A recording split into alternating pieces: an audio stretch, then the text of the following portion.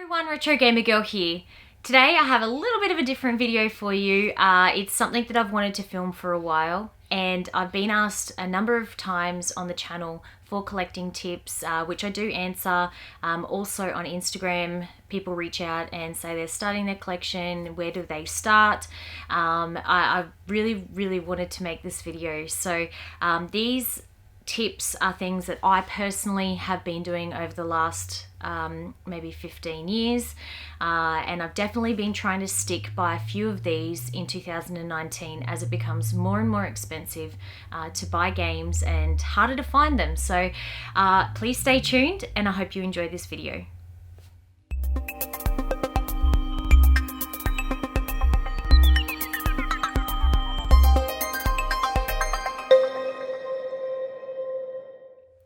Alright everyone, so my first tip is to write a list, and I've actually always done this for as long as I can remember. I've written a list of what games I have, what condition they've been in, and if I was going to obviously upgrade them.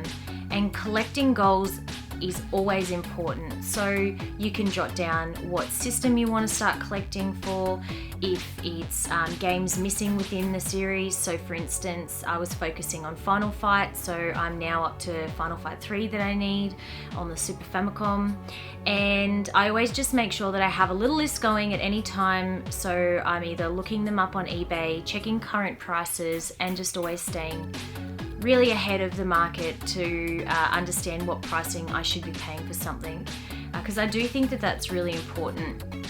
You don't want to overpay for something, and we all know we have done that, but yeah, I just try and always stay onto it. So one of the lists that I actually have, which I'm going to put on screen now for you guys, is stuff that I've obviously, this list has been created for quite a while, and I put in the game if I'd like it boxed, obviously complete, and then I've also put the date in which I obviously picked up a copy of that game, and anything that's not highlighted are items that I still need to obviously look at picking up. So there's games there like California Games 2, Bob on the SNES, Super Mario World 2 console boxed. I have found that now. I haven't updated this list for a while, obviously.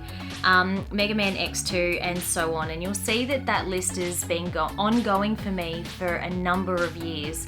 I've kept this list going probably even before I got married, so a long time, and I'm really happy that I do it. So the only thing that probably could add to this is what pricing is each year to see if there's been an increase, but yeah, I definitely try and keep a list of everything that I'm after.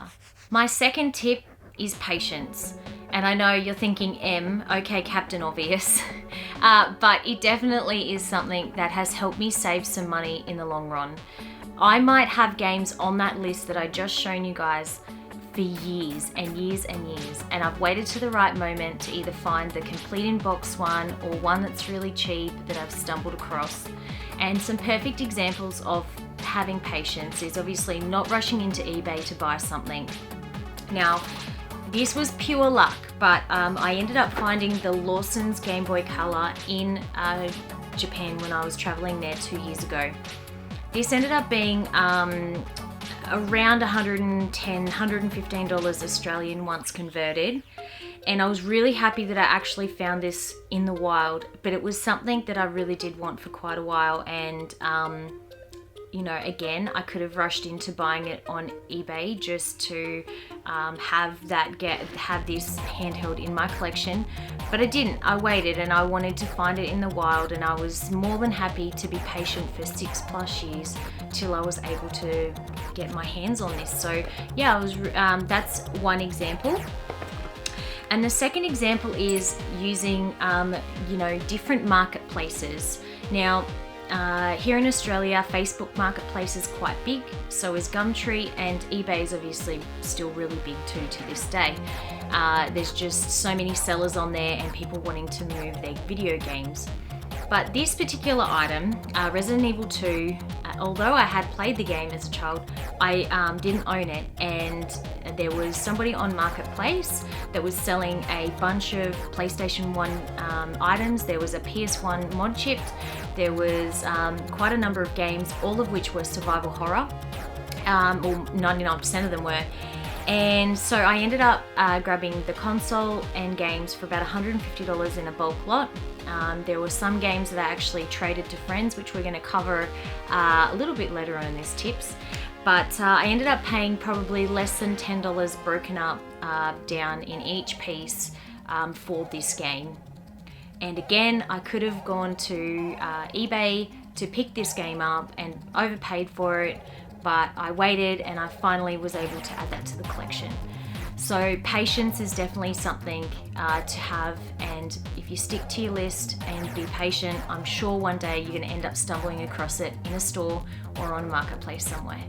The third thing that I do, and you guys will have seen that I'm uploading more and more of my game hunting videos, is that I go to the op shops or thrift stores, as also known, and cash converter stores quite a bit.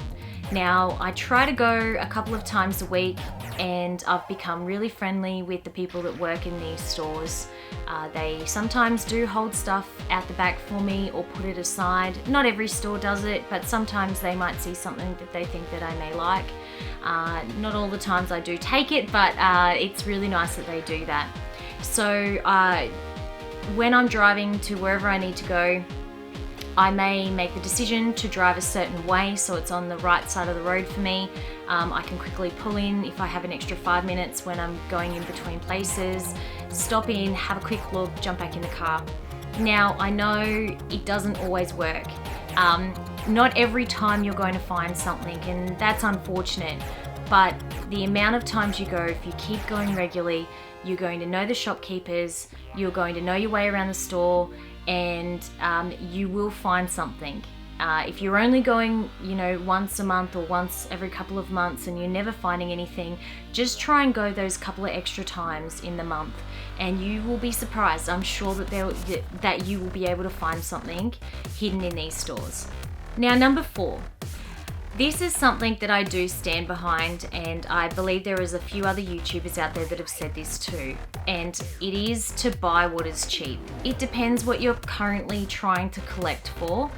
Now, I do recommend that you start buying games that you loved as a child, so you have those games. So for me, it would be like buying Donkey Kong and Sonic games and stuff like that. So if you grew up with certain games, definitely try and get those games first in your collection. But second to that is, if you want to buy more video games, I definitely would recommend that you buy whatever is cheap. Now, currently here in Australia at op shops, cash converters and stuff like that, you're going to find that PS2 games you can get for between $1 and $5 a piece. They may be some pretty crappy ones, but there may be some pretty good ones in there too. And as you've seen from game hunting videos, I do tend to stumble across some good ones every now and then, like the Jurassic Park one and stuff like that. There are also great deals at stores like EB Games recently that you can try and find some fantastic titles for like 3 games for $18 or 2 for 1 or something like that if you're collecting for the PS3 and the Xbox 360. Again, it depends what you're currently after in collecting, but if you're bulking a collection and you would like heaps of different video games, so you're spoilt for choice and you don't have much to work with, and you've only got a limited budget per week or per month that you would like to buy some games, you'll definitely find that you'll be able to stretch your money a lot further with buying those type of games, because at the moment they're definitely really cheap. And as an example, I wanted to show some games that I ended up picking up. Now, Splatterhouse was one that we ended up picking up for a couple of dollars. This is a great game. Borderlands in its slip. This one I think I ended up walking away, I think it was $3, but it was 50% off, so I walked away with this for $1.50. And then this actually, Lollipop Chainsaw, was one that was in a 3 for $18 deal at EB Games, and this is another fantastic game. So for next to nothing, I've got 3 fantastic games, and this has cost me less than $10 for these 3 amazing titles, Australian. So definitely, if you want to start bulking your collection, focus on what's cheap in your market at the moment. Tip number 5, I'm only going to touch on lightly because we all have access to eBay and Gumtree and different areas of the internet where you can find deals for sale. but I definitely think that you can still find the odd deal on eBay. And as much as you know, the market sort of is flooded and there's a lot of buy it now prices and that, just search by what items have ended for, and always look for auction listings. You never know, you could throw a low bid on something and be able to walk away with an absolute steal. You're also protected by seller protection, so if it didn't turn up or it didn't turn up as described, you've obviously got that protection there too for yourself. I still use a lot of eBay for buying games, not as much as I used to, but I still do buy games on eBay, and I always throw bids out there for items, and very happy with what I've picked up so far in the past. If you're looking to purchase stuff from Japan, you will be able to find what I would call a proxy site. So you would be trying to purchase auctions from Yahoo Auctions and then get them shipped to you. Now what that third person does is you log on via their site, so everything for me personally would display in English. Then I can see all of the auctions that are going to be listed, in Japan. And now obviously you guys know that I really do love Japanese games, and I must admit I haven't been using it a lot lately, but I have done in the past, and was able to secure some great deals, get them sent to a warehouse over in Japan. Then they box it up and consolidate the freight for me and then send it over. So there's that option too if you're looking to buy items from Japan. Now number 6 is limiting your funds. I always spend what's within my means on gaming consoles and video games in general. Now when I do go op shopping and to cash converters, I have to hold back sometimes. Yes, there's some $2 and $3 games and stuff like that, but I can't buy them all. I buy the ones that I think I'm actually going to play and enjoy, or ones that I know that friends may not have and I can trade them. Now, normally a budget for me may be between $100 and $200 a month to buy some games. Sometimes I might blow that out if I actually end up finding, you know, Sega Master System boxed games or SNES or something like that. But when I go on the game hunts, I do tend to try and stick to a budget. I think that goes for most people that are out trying to find video games in the wild. You want to try and get a bargain, and that's obviously the best way to do it. Now sometimes if I do find a game that I've been trying to track down for quite a while, so it might be something on that list that I showed you guys before, I will probably end up, if I know it's something I'm not going to find in the wild and I've just become maybe impatient, and I said patience number 2, but if I've become impatient, I'll probably end up trying to grab a really clean copy on eBay, and then that might eat into a little bit of that budget that month. So some months I will go game hunting more often than most, and just try and go shopping a few times and buy different things, but if I have made a bigger purchase, I probably won't go hunting as much. It's just because I try to stick to my collecting goals, and one of which is obviously just spending as little as I can, but sticking to that budget each month. Now number 7 is friendships, and over the years I've actually started to form some really great friendships with people that are on Twitter, YouTube and Instagram, and I say those platforms because that's actually what I use the most. And when, as an example, one of the games that I ended up picking up in that bulk lot that I was talking about with the Resident Evil 2 was Resident Evil 1 and the Director's Cut. And my friend, Too Busy Gamers, who's a YouTuber as well, they didn't have a copy of that game. And we've found from time to time we might just send each other care packages of games that we know that the other one may not have.